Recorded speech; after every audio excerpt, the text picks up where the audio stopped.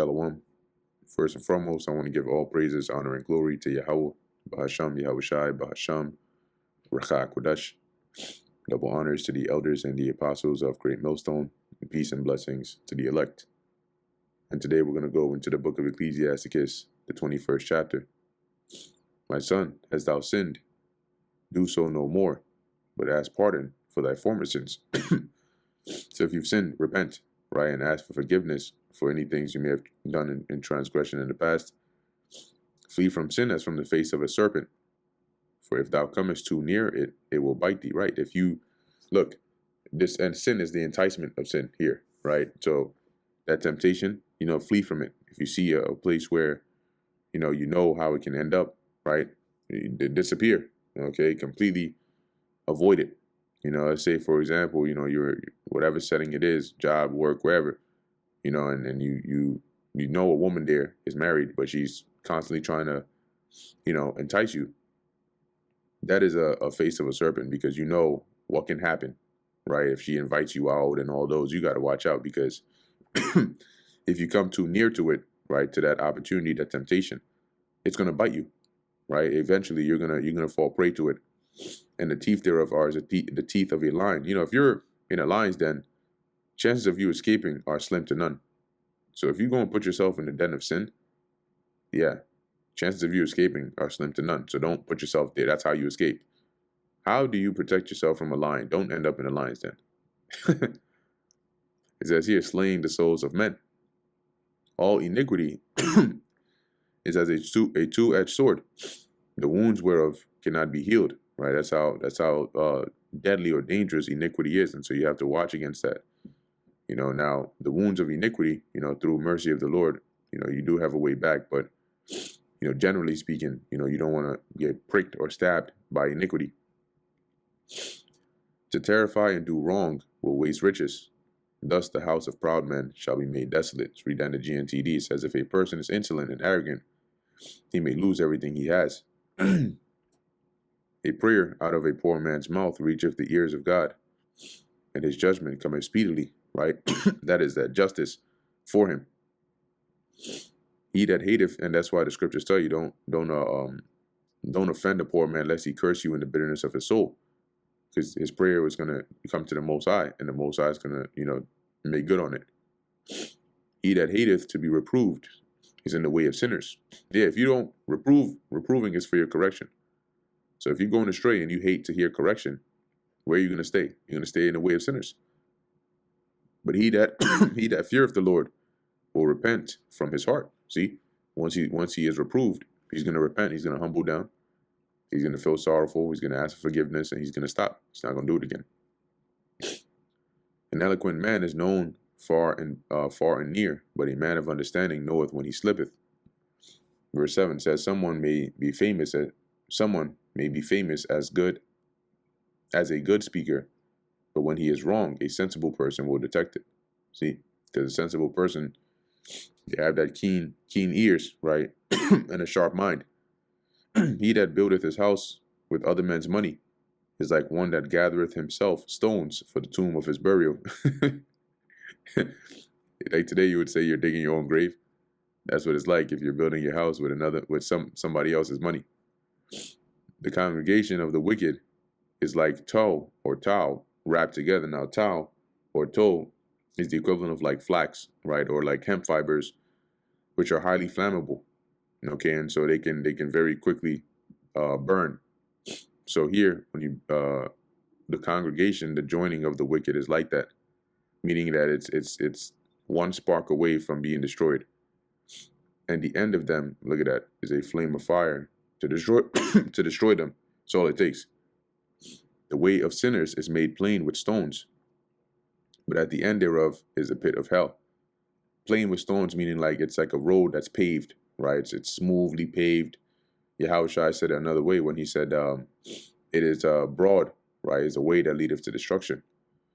It says here, but the end thereof is a pit of hell, right? It leads to death. He that keepeth the law of the Lord getteth the understanding thereof, and the perfection of the fear of the Lord is wisdom. He that is not wise will not be taught, but there is a wisdom. And yeah, it says, the scriptures tell you that, was it, reprove a wise man and he will increase in learning. But if you're not wise, you won't be taught. You won't understand the value of what it is you're hearing, to let alone lay it to your heart. But there is a wisdom which multiplieth bitterness. Okay, let's read that in the GNTD. It says, you have to be intelligent to learn anything, but there is such a thing as just pretending to be intelligent, which only makes people bitter. And that's the pseudo wisdom. The knowledge of a wise man shall abound like a flood, and his counsel, right? Because remember, it says, he that is not wise will not be taught, but he that is wise, they will be taught, and they will increase in learning. See, so their knowledge, the knowledge of a wise man will abound like a flood, and his counsel is like a pure fountain of life. Because he knows what, his advice is life-saving. It brings, the relief of your trouble. You may not know what to do. You're going through a hard time, and you hear such sound advice. You're like, damn, you take it and it delivers you from whatever you're going through. The inner parts of a fool are like a broken vessel. He will not hold, or he will hold no knowledge as long as he liveth. A broken vessel is always going to leak. Okay, if you have like a pot and it breaks and you try to put it together, there's no way. It's not going to hold water. It's always going to leak. That's what it's like, the mind of a fool. He's not going to hold any knowledge. Now, you may fill it up, and for maybe the first 30 seconds, it might look like it has water in it. But within those same 30 seconds, the water level's decreasing and decreasing until it's empty. So a fool, from the beginning, he may look like he retained onto some of the knowledge, but he'll be right back to his folly. Give it a day or two. If a skillful man hear a wise word, he will commend it and add on to it.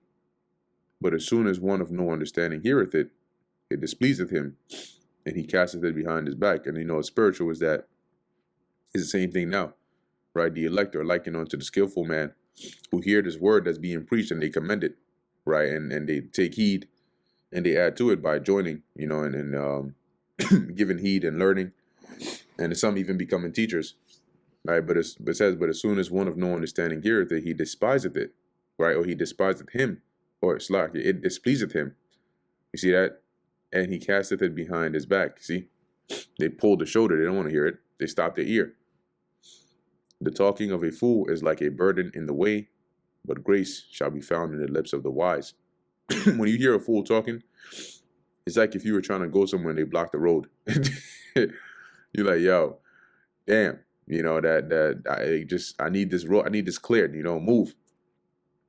But the grace shall be found in the lips of the wise. Once again, we read up above that their counsel, right, is like a pure fountain of life.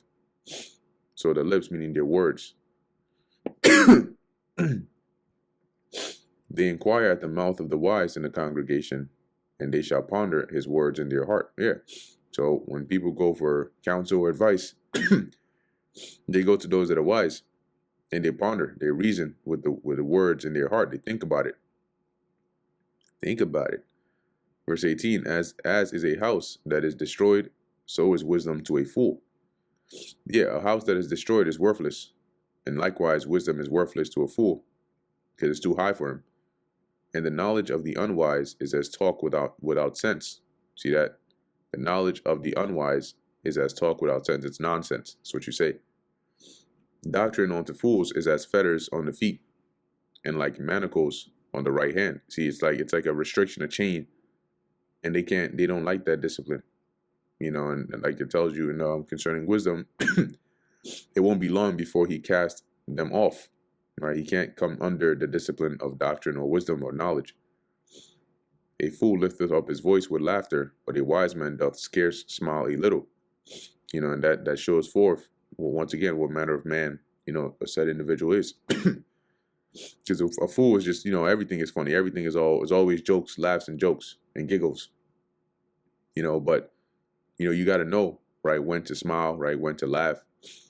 Because a wise man, he's always thinking, right. Most of the time he's serious, because he got some serious thoughts on his mind. Oh, that doesn't mean it's wrong to laugh, it's wrong to smile. No, you can go ahead. But a fool always wants a joke. Like every single, even if it's not appropriate for the time, that's what they do. That's what I do. Learning is unto a wise man as an ornament of gold, right? It compliments them, a wise man. It makes them look better. And like a bracelet upon his right arm. A foolish man's foot is soon in his neighbor's house, right? He's always in somebody else's crib. Okay? But a man of experience is ashamed of him. You see that? A man of experience is ashamed of him because it's like, yo, like nobody has to tell you, like, why are you always at somebody else's crib? Like, don't you realize that you're being a burden? Isn't it embarrassing to always show up here and you can sort of see it, right? You can see it in the person's reaction, how they even receive you. A fool will peep in at the door into the house, but he that is well matured will stand without. See, you got a fool that they'll peep into somebody's house, right, through the door. They'll be looking around. Yo, knock, knock, knock. Yo, what's going on? Nah, bro. All right, it says here, a man that's well nurtured, right, well mannered, will stand without. You ring the doorbell, you stand there and you wait, or you call the person, you text the person, you wait. Looking all unruly out there, damn near ready to climb into their window. It is the rudeness of a man to hearken at the door, but a wise man will be grieved with disgrace. Right, reading verse 24. Hearken here is like eavesdropping, right? So it says here, GNTD, eavesdropping at doors is bad manners, and anyone with a sense of decency will be ashamed to do it. The lips of talkers will be telling such things as pertain not onto them, right? Things that are not their business. But what? They're talkers, they're gossipers. They can't keep their mouth shut. But the words of such as have understanding are weighed in the balance. See? Meaning that they think before they speak, those that have understanding. The heart of fools is in their mouth, but the mouth of the wise is in their heart. The heart of fools is in their mouth, meaning that they say whatever comes to mind, right? The heart is the mind. But the mouth of the wise is in their heart. They think about everything before they say it, right? Think about what they're going to say before they say it. When the ungodly curseth Satan, he curseth his own soul. A whisperer defileth his own soul. Meaning, what that means is that they are likened unto Satan, right? They go in the ways of Satan. So really, when they curse Satan, they curse themselves, right? Because they're following the same works. Or they have the spirit of Satan. A whisperer defileth his own soul, and is hated wheresoever he dwelleth, right? And that's a whisperer is like a gossiper or a slanderer. When you do that, you defile your own soul, right? You ruin your own reputation. Nobody likes you, okay? And you're hated wherever you go. And that brings us to the end of the book of Ecclesiasticus, the 21st chapter.